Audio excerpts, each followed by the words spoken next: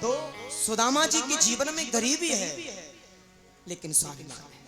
नाविक रूप में आधी नाव आधी रास्ते पर नाव गई, बैठे सो भगवान रूपी नाविक बोले लाओ पैसे। सुदामा जी बोले भैया हमारे पास तो फूटी कौड़ी भी नहीं, पहले कौड़ी चला करती थी, हमारे पास तो फूटी कौड़ी भी नहीं है।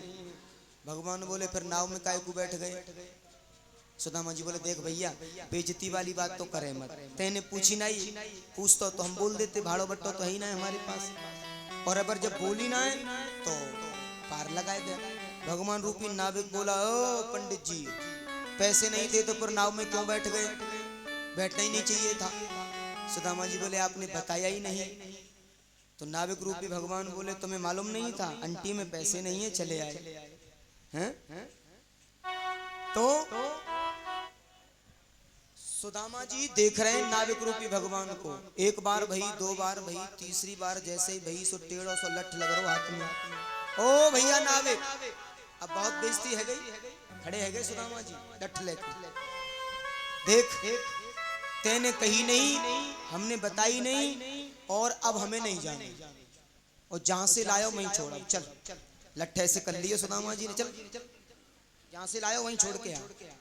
ये होता है ब्राह्मण का स्वाभिमान। और गए किनारे पे और लठ ऐसे पटक दियो और फटो भयो अचला बिछायो और ऐसे कर रहे हैं, ऐसे द्वारका की ओर देख रहे हैं। ओ कन्हैया तेरी गर्ज पड़ रही हो खूब, तेरी गर्ज पड़ रही हो तो बुलाए लीजो, मैं तो तांड पट्टा सोए रहे हो, मैं तो तांड पट्टा सोए रहे हो। और जैसे भोर भई चारों तरफ श्री कृष्ण जय श्री कृष्ण जय श्री कृष्ण। ये कौन सी नगरी है, बोले ये द्वारकापुरी है, और ये जय द्वारका है का सुदामा मंदिर देख डरे एकदम, बोले ये द्वारका, हाँ और यही में मेरे मित्र रहवे, मेरो यार रहवे, भैया मेरो सखा रहवे श्री कृष्णचंद्र जी महाराज, श्री द्वारकाधीश मेरो यार है, बासो मेरो यारानो है।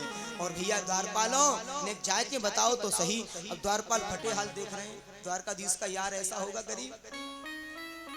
सो सुदामा जी समझ गए, ओ द्वारपाल तू मेरे कपड़ान को देख रहे हो है, ये वस्त्र फटे हुए हैं, ये वस्त्र फटे जरूर हैं द्वारपाल, पर इनमें कोई दाग नहीं है, फटे जरूर हैं पर इनमें कोई दाग नहीं है। और सुन मेरो कन्हैया कबो वस्त्रन को ना देखे, मेरो कन्हैया तो केवल भाव देखे, केवल प्रेम देखे। एक बार जाके कह तो सही, जिद पर अड़ गए और कैसा भाव दिया। और भगवान उस समय सभा को संबोधित कर रहे थे, और जैसे ही सुना है एकदम दौड़े हुए आए हैं भगवान, 7 दौड़ियों को पार करके तपती दोपहरी में नंगे पैर भगे हैं कि कोई सुदामा नाम का ब्राह्मण आया है, गरीब ब्राह्मण है, फटेहाल है, लेकिन बार बार चिल्ला चिल्ला के कह रहा है कि सावरिया मेरा यार है, सावरिया मेरा यार है।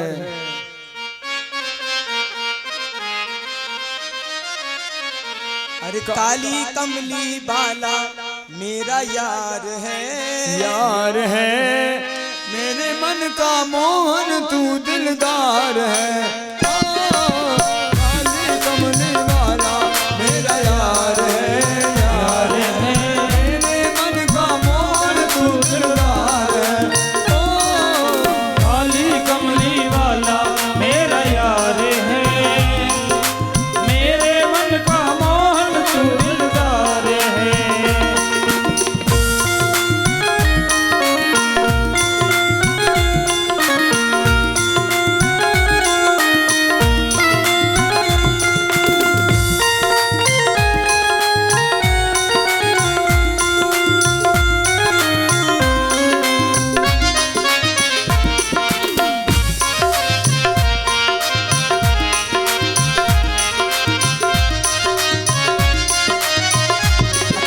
सुदामा जी के यार हैं या फिर हमारे आपके भी यार हैं?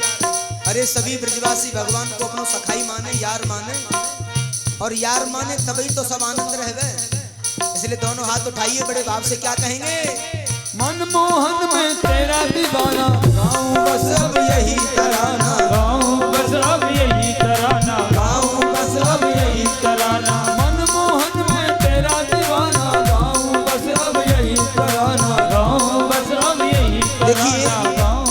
मैंने वो पुरानी परंपराओं के भजनों को थोड़ा सा विराम किया, कई कई लोग सुदामा जी के चरित्र को ऐसा फूहड़ दिखाते हैं, धक्का मार रहे हैं, गिरा रहे हैं, सुदामा जी गिर रहे हैं, रो रहे हैं। क्या यही स्वरूप है सुदामा जी का? नहीं, हमें ये बिल्कुल समझना होगा, सुदामा जी का याराना काली कमली वाले से है। किसी की हिम्मतों से धक्का लगा दे नहीं। शाम सलोने तू मेरा इकरार है, इकरार है, मेरे मन का मोहन तू दिलदार है। ओ, काली कमली वाला मेरा यार है, यार है, मेरे मन का मोहन तू दिलदार है।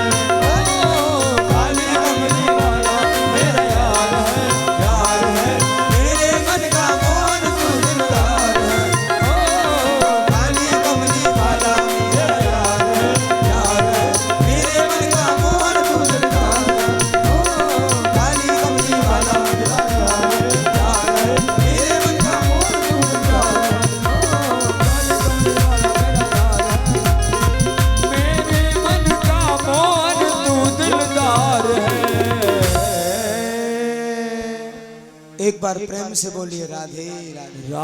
राधे राधे। भगवान 7 जोड़ियों को पार करके आए हैं और सुदामा से मिले हैं। कैसा मिलन हुआ है, कहते हैं ले जा करके बिठाया है राज सिंहासन पर और सुदामा जी के हाल को देखा है कि देख सुदामा की दीन दशा, करुणा करके करुणा निध रोए, ऐसी बेहाल बिवाइन सो, ऐसे बेहाल बिवाइन सो पग कंटक जाले लगे पुण्य जोए। आए महादुख पायो सखा तुम, आए इतने किते दिन कोई, देखे सुदामा की दीन दशा, देखे सुदामा की दीन दशा, करुणा करके करुणा निधि रोए। पानी भराते को हाथ छुओने, नैनन के जल सो पग रोए। पानी भराते को हाथ छुओने, नैनन के जल सो पग धोए। आज भगवान एकदम से बिहल हो जाते हैं और दोनों का बड़ा सुंदर मिलन हुआ। जो चावल लाए थे बगल में दबाए भे उन्हें, अब मित्र से मित्र मिलता है ना, तो चाहे कुछ भी हो जाए, मित्र कितना भी बड़ा आदमी बन जाए, अगर यार से मिलता है यार तो याराने की बात हो जाती है। सुदामा जी जैसे मिले तो कन्हैया ऐसे ऐसे निहार रहे हैं, कोई देख तो नहीं रहा मुझे, और ऐसे पलक झपकते ही सुदामा जी की बगल में जो पोटली थी वो छीन ली है। सुदामा जी बोले तू राजा बन गए, अब उदम ना छोड़ो तेने। मित्र जब मिल जाए तो उधम तो होता है, बनता है, कितना भी बड़ा आदमी हो जाए याराना। और कहा मेरी भाभी ने कछु भेजो है, मैंने छीनो थोड़े ही है, सच बताओ भाभी ने भेजा है ना। सुदामा जी बोले इधर उधर देख के, बोली ये सब रानियां क्या कहेंगी, इतना फटा हुआ ये सब है, तू मेरी गरीबी को ऐसे इजहार करेगा। कन्हैया ने उसी समय तंदुल निकाले हैं, कहीं टूटे कहीं पीले, कई तरह के चावल हैं। सुदामा जी से पूछा भैया सब ठीक ठीक तो हैं? सुदामा जी बोले लाला, सब सभा बैठी, लाला या दुनिया में मेरे बगैर बराबर सुखी दुनिया में कोई नहीं, मेरे यहाँ तो सर्व आनंद है। और लाला रोज तेरी याद हो, रोज तेरी याद। भगवान अंतर हृदय में रोने लगे हैं। धन्य है विप्र, धन्य है ब्राह्मण, साष्टांग चरणों में लेट गए हैं। विप्र प्रसादा धरणी धरो, मैं तो ब्राह्मणों की कृपा से हूं और ब्राह्मणों के आशीर्वाद से हूं, जो कुछ भी हूं ब्राह्मणों का ही आशीर्वाद है। कहते हैं पहली मुट्ठी ली राजाओं जैसा प्रवेश तुम्हें प्राप्त हो जाए, द्वितीय मुट्ठी में त्रिलोकी जैसा राज तुम्हें प्राप्त हो जाए, और तीसरी मुट्ठी ले रहे थे सो रुक्मणी जी ने हाथ पकड़ लिया, महाराज ये कच्चे हैं, नुकसान कर जाएंगे। माने सुलक्षण भारियां हैं कि भावों में ऐसे भी मत खो जाना कि सब कुछ लुटा देना। सुलक्षण भारियां हैं इसलिए हाथ रोका, दान करने से नहीं, एकदम से विकल हो रहे थे। दान करने से रोकती तो पहली मुट्ठी पे ही रोक देती, दूसरी पर रोक देती, तीसरी मुट्ठी माने सब कुछ देने वाले थे, मुंह से बोलने ही वाले थे। कहा राजकाज कैसे चलाओगे, कितनी प्रजा है आपके साथ, विप्र का आशीर्वाद है। पहली मुट्ठी लेते प्रभु ने स्वर्ग सुदामा के नाम किया है। पहली मुट्ठी लेते प्रभु ने स्वर्ग सुदामा के नाम किया है। दूसरी मुट्ठी लेते प्रभु ने पृथ्वी लोक को सौंप दिया है। दूसरी मुट्ठी लेते प्रभु ने पृथ्वी लोक को सौंप दिया है। तीसरी मुट्ठी में देने लगे, तीसरी मुट्ठी में देने लगे। वैकुंठ को लक्ष्मी ने रोक लिया है, अपना निवास भी दान में दे रहा। कैसा दानी मेरा पिया है, अपना निवास ये दान में दे रहा, कैसा दानी मेरा पिया है। आज रुक्मिणी जी ने याद दिलाया है और भगवान संतुष्ट करते हैं। काफी समय रहे, लेकिन सुदामा जी भी बड़े निष्ठा भाव वाले। कथा तो बड़े विस्तार से है, लेकिन समय का इशारा है। और सुदामा जी ने कुछ मांगा नहीं, जाने लगे और आए हैं। तो जैसे ही सुदामापुरी पहुंचे हैं, सुदामा मंदिर देख डरे, सुदामा मंदिर देख डरे, सुदामा मंदिर देख डरे, सुदामा मंदिर देख डरे। या तो हत्यो मेरो तुलसी को मिलवा, या तो हतो मेरो तुलसी को मिलवा, चंदन वृक्ष खड़े, सुदामा महलन देख डरे। या तो हती मेरी टूटी झुपड़िया, या तो हती मेरी टूटी झुपड़िया, कंचन महल खड़े, सुदामा मंदिर देख डरे, सुदामा मंदिर देख डरे। एक बार प्रेम से बोलिए राधे राधे। अब तो सुदामा जी विचार करने लगे, ये मेरी सुदामापुरी नहीं है। अब तो सुशीला आ रही थी। अच्छा, सुशीला आ रही थी। जब ये आता है ना, ये राजकुमार जी जब ये आता है ना, तो ये जरूर आता है। ये जब आएगा ना, तो ये जरूर आएगा। कुछ लोग बोलते हैं महाराज जी आप इतने वर्षों से कथा कर रहे हो, ये नहीं आया। मैंने कहा ये नहीं आया इसलिए नहीं आया है। तो सुशीला चल रही, दासी चार पीछे, चार आगे, चार बगल में, ऐसे। अब तो सुदामा जी ऐसे देख रहे हैं दूर से, चलगत्ते तो लगे ना सुशीला सी। सोई बढ़ गया दे, वो तो कछु भ्रम है रहे हो, मेरी सुदामापुरी ना है ये। और जैसे ही बढ़े सो सुशीला जी ने आवाज दी, पंडित जी सुनिए, रुकिए। अब देखिए एकदम से बोले आवाज दे तो सुशीला ही लग रही है। हाँ मैं, अरे सुशीला, बोले हाँ। सो सुदामा जी बोले, अरे सुशीला, तेने जिका कर लियो, अरे सुशीला, और तेरे दो दो चुटीला।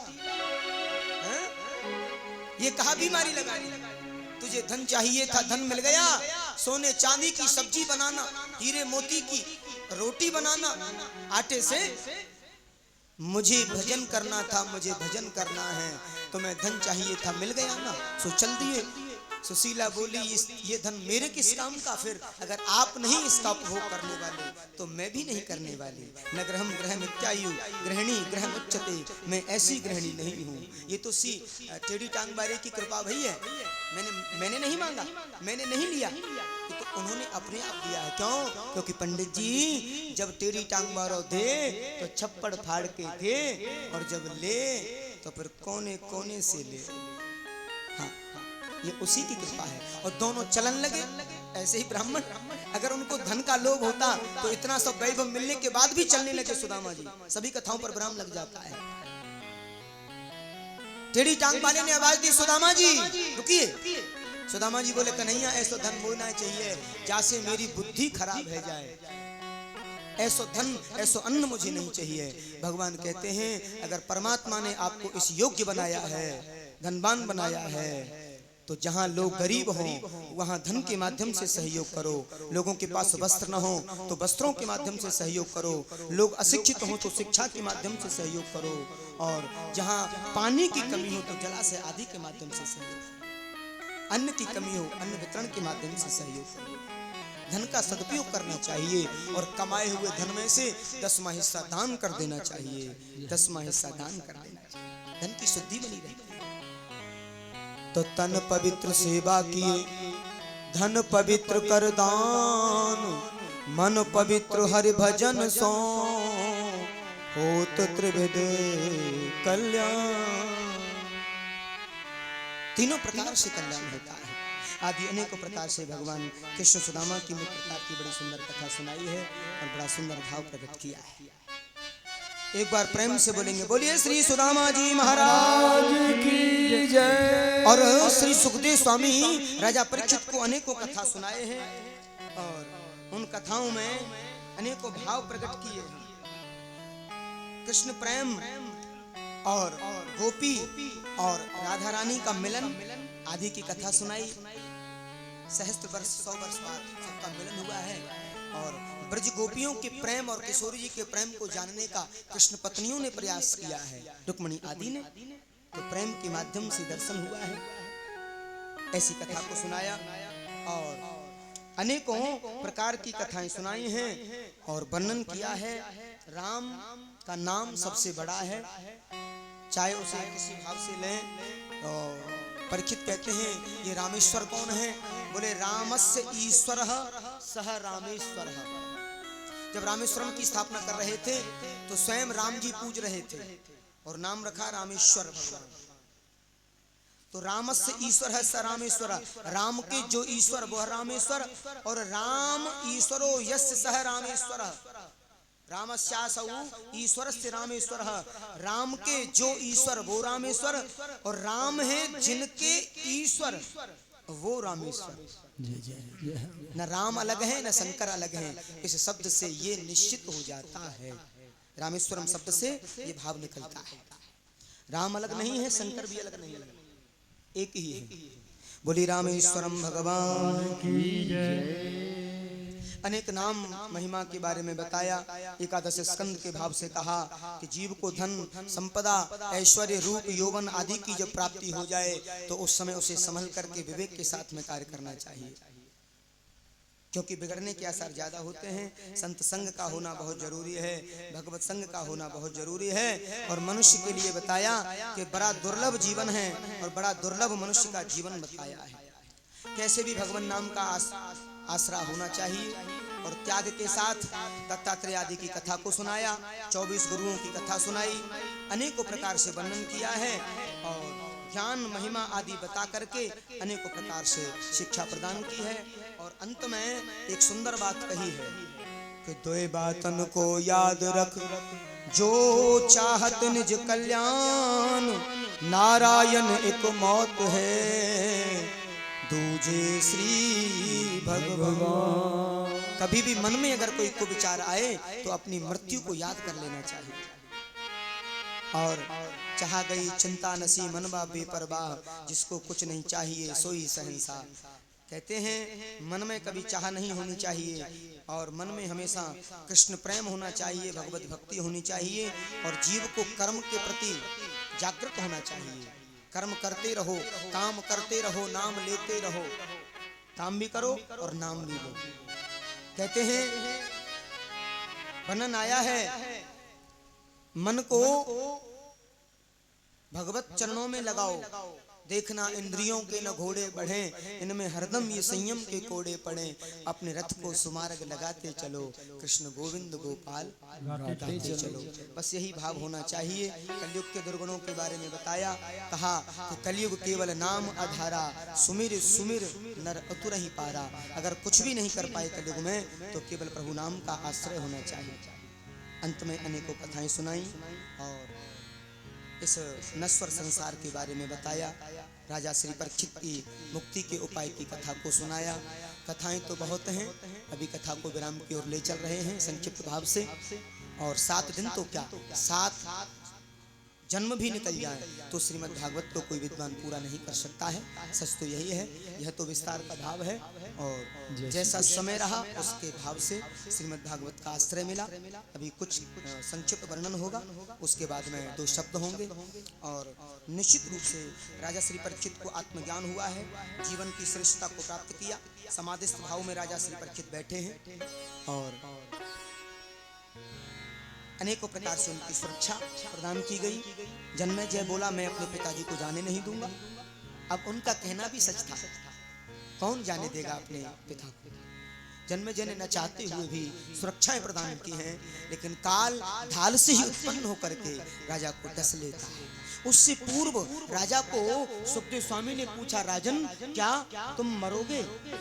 तो राजा ने एक ही जवाब दिया, इस आत्मा का कभी जन्म नहीं होता, कभी मृत्यु नहीं होती। अपराधी शरीर तो 7 दिन पहले ही मर गया था जब संत का अपराध हो गया। अपराधी शरीर तो उस समय मर गया। आज राजा श्री परीक्षित को मुक्ति मिली है और प्रभु के श्री चरणों में आश्रय मिला है। भागवत के अनेकों प्रकार से लक्षणों को बताया और 10 लक्षण भागवत के, जिनमें सबसे अंतिम है आश्रय। जीव को आश्रय भाव रखते हुए भगवान के आश्रित हो जाना चाहिए कर्म करते हुए।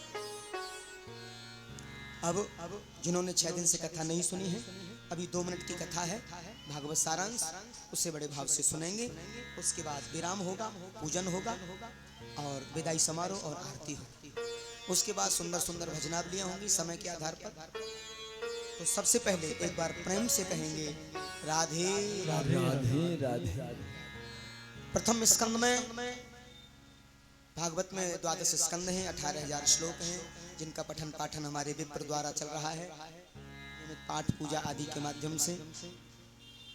प्रथम स्कंद में सुखदेव जी के परीक्षित जन्म आदि का प्रसंग है, जिसमें कुंती स्तुति, भीष्म स्तुति, राजा परीक्षित की सभा में सुखदेव स्वामी के आगमन आदि का वर्णन। जिन्होंने 6 दिन से कथा नहीं सुनी है, आज की कथा सुनने से पूर्ण कथा सुनने का फल प्राप्त होता है। बड़े ध्यान से सुने। द्वितीय स्कंद में सधो मुक्ति क्रम मुक्ति का वर्णन, ब्रह्मा की उत्पत्ति और 33 श्लोक की भागवत की व्याख्या। तृतीय स्कंद में विदुर मैत्री संवाद, कपिल देवभूति संवाद, हिरण्याक्ष वध आदि का वर्णन। चतुर्थ स्कंद में सती चरित्र, ध्रुव चरित्र, ध्रुव जी के वंश का निरूपण। पंचम स्कंद में प्रियव्रत चरित्र, अग्निरी चरित्र, नाभि चरित्र, जड़ भरत की कथा, जड़ भरत रघुर संवाद, खगोल भूगोल का वर्णन और 28 प्रकार के नरकों की कथा। कुछ ही नरकों की कथा सुनाई थी, परीक्षित घबराने लग गए थे। नरक तो बहुत बुरे हैं, जो व्यक्ति जैसा कर्म करता है उसे वैसे ही नरक कुंड में जाना पड़ता है। छठे स्कंद में सर्वप्रथम अजामिल उपाख्यान, गुरु हत्या का परिणाम, मर्दगुणों की उत्पत्ति। 7वें स्कंद में प्रहलाद चरित्र, नरसिंह देव की कथा। 8वें स्कंद में गजेंद्र उपाख्यान, समुद्र मंथन, वामन चरित्र और मत्स्य भगवान की कथा। 9वें स्कंद में सूर्यवंश, श्री राम कथा, चंद्रवंश और संक्षिप्त कृष्ण कथा। 10वें स्कंद में श्री प्रभु कृष्ण की बाल लीलाओं का विस्तार से वर्णन, निरूपण, गोकुल लीला, वृंदावन लीला, मथुरा लीला, द्वारका लीला आदि का विस्तार से वर्णन और प्रभु की करुणा का वर्णन। 11वें स्कंद में नवयोगेश्वर संवाद, कृष्णोद्धव संवाद, यदुवंशियों का आपस में साप लगना, यदुवंशियों का आपस में संहारित होना, भगवान का स्वधामन गमन, बद्रिकाश्रम जाना।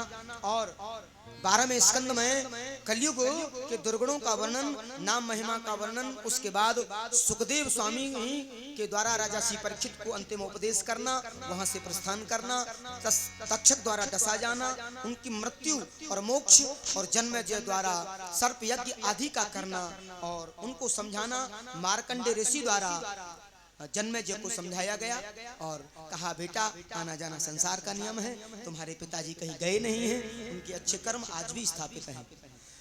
और यहाँ राजा श्री परीक्षित को मुक्ति आदि की कथा सुनाई है। अंत में सूत जी महाराज कहते हैं, बहने वालों में जैसे गंगा श्रेष्ठ है, देवताओं में अच्युत कृष्ण श्रेष्ठ है, सभी देवों में अच्युत भगवान कृष्ण श्रेष्ठ बताए हैं, सर्वोत्तम है। वैष्णवों में शंकर श्रेष्ठ हैं और पुराणों में श्रीमद् भागवत श्रेष्ठ बताई है, सबसे उत्तम बताई है। श्रीमद् शब्द से जिसको सुशोभित किया है, अलंकृत किया है। और क्षेत्रों में काशी श्रेष्ठ है, पुराणों में भागवत सर्वोत्तम है। भागवत पुराणों का तिलक है, वैष्णवों का परम धर्म है और परमहंसों की संहिता है श्रीमद् भागवत। भक्ति ज्ञान वैराग्य का इसमें त्रिवेणी संगम है। ऐसी भागवत रूपी त्रिवेणी में अवगाहन करे उसे गोविंद मिल जाते हैं, गोपाल मिल जाते हैं और निश्चित मुक्ति का मार्ग प्रशस्त होता है।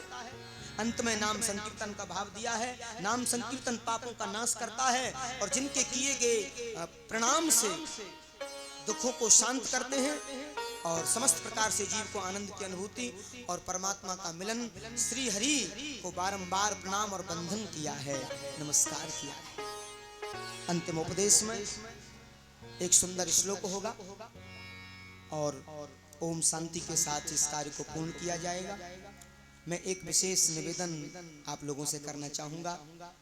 मैंने अभी कहा कि 7 दिन तो क्या 7 जीवन अगर सुनाने का प्रयास करें। 23 वर्ष हो गए भागवत यात्रा में चलते हुए दास को। 23 वर्षों में मुझे स्वयं कथा सुनाते सुनाते संतुष्टि नहीं हुई। ऐसे कई भक्त हैं, मैं फिर बताना चाहूंगा, जिन्होंने हमारी कथाएं 22-23 बार सुनी हैं, उन्हें लालसा आज भी है कथा सुनने की। उसका कारण सुनाने वाले को जब तक संतुष्टि नहीं तो सुनने वाले को कहां। अंतर मन में भाव रह जाता है, कितनी कथाएं स्पर्श नहीं हो पाती। लेकिन एक बात जरूर है, जैसा गुरु मुख से मैंने पढ़ा, जैसा सुना, मैंने उसे बहुत अच्छे से सुनाने का प्रयास किया। एक बात जरूर कहूंगा, भागवत यात्रा में पुनः एक बात याद दिलाना चाहूंगा कि कथा रसपान करते करते जीवन को अब परमात्मा चरणों में लगाने का भाव जगा है। और श्री गिरिराज बाबा की ऐसी कृपा हुई है कि धीरे धीरे अंतर्मन परमात्मा के सेवा के कार्यों में लग रहा है। मैं ये नहीं कहूंगा बहुत बड़ा त्यागी हूं, बहुत बड़ा विद्वान हूं, हाँ, लेकिन मैं ये जरूर कहूंगा, एक बात जरूर कहूंगा, भूख लगती है न प्यास लगती है, तेरे बगैर ओ राधा माधव ये जिंदगी अब उदास लगती है, ये जिंदगी अब उदास लगती है। क्योंकि जीवन श्रीमद् भागवत है। आप लोगों ने सही मायने में हृदय को जीता है। ऐसा लगा है यहाँ आकर के कि 23 वर्षों की जो तपस्या चल रही थी टूटी फूटी, शायद उसका प्रतिफल राधा कुंड के वासी, गिरिराज धरण के वासियों ने मुझे प्रदान कर दिया है। मैंने उस समय भी भ्राताश्री से कहा था, खूब पूछा मुझे, मैंने अपने लिए कुछ कहा नहीं, केवल कहा कि अगर गिरिराज महाराज ने आपको जीवा पर मेरा बुलाना, गिरिराज महाराज ने आपको मेरे लिए आदेश किया है कि दास को बुलाएं, शिवराज को बुलाएं, तो मेरे लिए इससे बड़ा सौभाग्य क्या है। यही शब्द थे गिरिराज परिक्रमा के समय, यही शब्द थे मेरे परिक्रमा में खड़े खड़े कि मुझे अगर बुलाया है तो ये मेरा सौभाग्य है। कथाएं को मैं रोज कर रहा हूँ और अब तो ऐसी कृपा हो गई है कि महीने में 3 कथाएं कर रहा हूँ, मालूम है आपको। लेकिन श्री गिरिराज जी की कृपा जिसका मैं वर्णन नहीं कर सकता हूँ, अंतर हृदय से समर्पण हो रहा है। मैं चुपचाप चलाता हूँ, कई बार परिवार में भी मालूम नहीं होता, यहाँ हमारे रिश्तेदारों को भी पता नहीं होता है। कई बार तो मैं चुपके से निकल जाता हूँ, क्योंकि मेरे तो गिरधारी, मेरे गोवर्धन नाथ, जिन पर मुझे अटूट विश्वास है। कई बार परिक्रमा में मालूम होती है घर में हमारी परिक्रमा चल रही है, कथा की, गाड़ी खड़ी की और सीधा चला। मैं किसी से कहता भी नहीं, मैं ये भी भाव नहीं रखता कि मैं व्यास हूँ, ऐसे जाऊं वैसे जाऊं, जैसी व्यवस्था मिले मैं चुपचाप चलाता हूँ। क्यों? कि गिरिराज जी का ऐसा आश्रय मिला है, क्योंकि गिरिराज जी ने जीना सिखा दिया है, गिरिराज जी ने जीना सिखा दिया है। और उन्हीं गिरिराज महाराज की ऐसी कृपा दास को मिली, 7 दिन उनकी शरण में रहकर, श्री राधा कुंड के पावन पुलिन में बैठकर और श्री राधा माधव के पावन आंगन में बैठ करके मेरे जैसे सामान्य प्राणी को कथा करने का, अनुष्ठान करने का अवसर मिला। मैं समस्त ब्रज परिकर का, यहाँ के सभी भक्त वृंदों का हृदय से आभार प्रकट करता हूँ कि मुझे इस योग्य आप लोगों ने समझा। मैं विद्वान तो नहीं हूँ, पर प्रयास करता हूँ कि मेरी मुख से जो वाणी जाए वो अच्छी जाए। मैंने प्रयास किया, मेरे प्रयासों में कहीं कोई त्रुटि रही हो, सबसे पहले मैं इस परिवार की तरफ से, मेरे कौशिक परिवार की तरफ से इतने बड़े यज्ञ में कोई कमी रही हो, त्रुटि रही हो, वैसे तो सेवा में कहीं कोई कमी नहीं रखी है, बहुत हृदय से सेवा की है, फिर भी कोई त्रुटि रही हो, दूर दराज से आए हुए भक्त रसिकों, यहाँ आने वाले श्रवण करने वाले रसिकों, मेरे इस परिवार की तरफ से कोई भी त्रुटि इस यज्ञ में रही हो तो मैं स्वयं इनकी तरफ से क्षमा मांगूंगा आप लोगों से। अगर इस परिवार से कोई त्रुटि हुई हो तो सके तो इनको क्षमा कर देना, मैं आपसे कामना करता हूँ। और मेरे परिकर से, जिसमें मेरे परिकर के सभी बंधुजन, ये ब्रज परिकर के बंधु हैं सभी, मेरे भ्राता श्री गजेंद्र कुमार शर्मा जी, आचार्य पद की शोभा संभाले सूरज पारसर जी, श्रीमान कन्हैया शुक्ला, और इधर भैया मोहन श्याम रसिक, जो आपके ब्रज मूल ब्रज से ही हैं, कमई करेला से, और श्रीमान पंकज भैया तबला वादक हैं, और अमित जी जो ऑक्टोपैड पर रहे हैं, और आचार्य पद भी संभाला और सुंदर भजनावलियों को भी प्रस्तुति दी भैया रवि तिवारी जी, बरसाने में ननिहाल और राजस्थान में गांव, उनकी तरफ से। और एक बालक हमारी परिकर सेवा में लगा है, जो सैटेलाइट के माध्यम से लोगों तक कथा पहुंचा रहा है, मनोज कृष्ण प्रेमी, जो गोवर्धन में सेवाएं दी हैं। अभी आजकल कृष्ण कृपा हो गई है और मेरी भागवत कथा की पूर्ण कृपा दास पर हुई है, और कथा प्रचार प्रसार में मेरा सहयोग प्रदान किया, उनके साथ में बच्चा प्रधान के नाम से, उनकी तरफ से।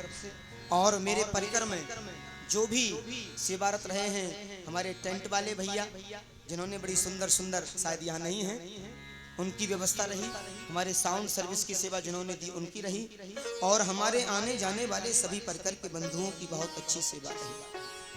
भूले बिसरे जो नाम मैं नहीं ले पा रहा हूँ, जिसमें सर्वप्रथम श्रीमान राजकुमार कौशिक जी, सपत्नी श्री मिथिलेश कौशिक जी, उनके पुत्र पौत्र, उनकी पुत्र वधू, उनका परिवार, उनके भाई बंधु, उनके भ्राता छोटे बड़े, और उनके चाचा ताऊ दादा, परिवार के जितने भी लोग हैं, सब ने खूब बढ़ चढ़ करके भाग लिया है।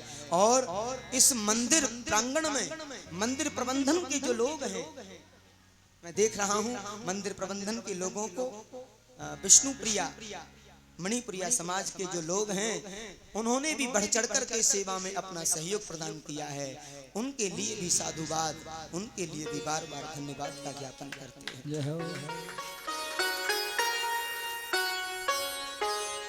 एक बात जरूर मैं निवेदन भाव में रखूंगा, इस कथा में दास से कहीं कोई त्रुटि हुई हो, कोई भी त्रुटि मुझसे अगर हुई हो, मैं दोनों हाथ जोड़ करके आप सबको प्रणाम करूंगा, और चाहूंगा अगर कोई त्रुटि हुई हो तो दास को अपना मान करके, पुत्र के रूप में, भाई के रूप में, बंधु के रूप में, जिस रूप में आप मानते हैं, दास को क्षमा कर देना। मैंने प्रयास किया है कि कोई त्रुटि मुझसे ना हो, फिर भी अगर कोई त्रुटि हुई हो तो मैं बार बार आपको प्रणाम करता हूं और निवेदन करता हूं, हो सके तो मेरा मार्गदर्शन करना, मुझे जरूर बताना, क्योंकि मैं जीवन में विद्वान बनकर नहीं, एक छात्र बन करके आगे बढ़ रहा हूं, और यही भाव लेता हूं कि अगर कोई मार्गदर्शन आप लोगों का है, मैं उसे भी स्वीकार कर सकता हूं। और त्रुटि हो तो क्षमा करना, अगर योग्य समझा है क्षमा के, निश्चित रूप से मैं एक ही प्रार्थना करूंगा और आभार प्रकट करूंगा आप लोगों का। और सच में आप लोगों ने हृदय को जीत लिया है, ये सच है राजकुमार जी, सच्चे हृदय से बोल रहा हूं, हृदय को जीत लिया है। हृदय प्रेम से जीता जा सकता है, जो खूब प्राप्त हुआ है। परिसर के लोगों ने, गिरिराज तलहटी के लोगों ने, ब्रज के लोगों ने, और इस कथा में मैंने अपना स्वयं का कोई प्रचार प्रसार भागवत सेवा परिवार में नहीं किया, अन्यथा अंतर्राष्ट्रीय भागवत सेवा परिवार में तकरीबन 20,000 लोग हैं, जिसका मार्गदर्शन हमारा चल रहा है। कई लोगों के फोन आ रहे हैं कि हमें पता नहीं पड़ा, हमें बताया नहीं।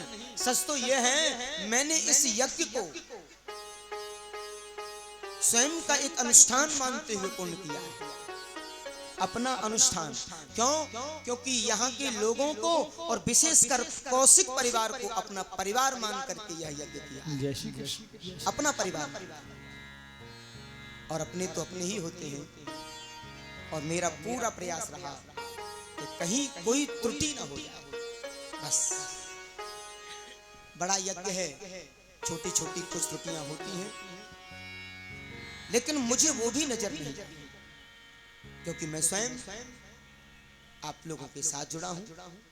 और एक बात जरूर कहूंगा, गिरिराज महाराज ने बुलाया है, ये तो निश्चित है कि अगर दास को फिर कभी अवसर मिला गिरिराज बाबा की कृपा से, तो मैं पूरा प्रयास करूंगा अच्छे से अच्छी कथा आपको सुनाने का पूरा प्रयास करूंगा। अगर कभी कृपा की गिरिराज बाबा ने, तो मेरा पूरा सहयोग भक्ति भाव से रहे। अभी एक श्लोक है, उसके बाद विदाई समारोह।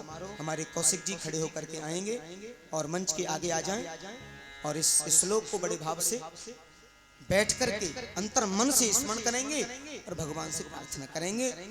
और उसके बाद सभी परिकर के लोग, हमारे बाहर से आए हुए भक्तवृंद, वो भी पहुंचेंगे और जो आए हुए भक्त रसिक हैं वो भी पहुंचेंगे। भगवान सुखदेव का पूजन करेंगे।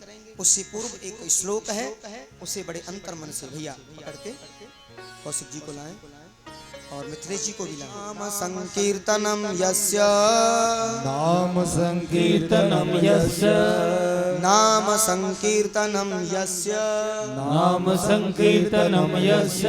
सबको बोलना है, नाम संकीर्तनम यस्य, नाम संकीर्तनम यस्य, सर्व पाप प्रणाशनम, सर्व पाप प्रणाशनम, सर्व पाप प्रणाशनम, सर्व पाप प्रणाशनम, प्रणामो दुख समनस्तम, प्रणामो दुख समनस्तम, प्रणामो दुख समनस्तम, प्रणामो दुख समनस्तम, तम नमामि हरि परम, नमामि हरिं परम, नमामि हरि परम, नमामि हरिं परम, नमामि हरि परम। नमामि हरिं परम। ओम शांति, ओम शांति, ओम शांति। जो भी पितृ हैं, जो भी देव हैं, सबको स्वीकार हो और कौशिक परिवार के जो पूर्वज हैं उन्हें भी स्वीकार हो और उनको आत्मसंतुष्टि हो। आज उनके कुल ने ऐसा दिव्य महा अनुष्ठान, कौशिक परिवार के सभी पितृ इसको स्वीकार करें, स्वीकार करें, स्वीकार करें।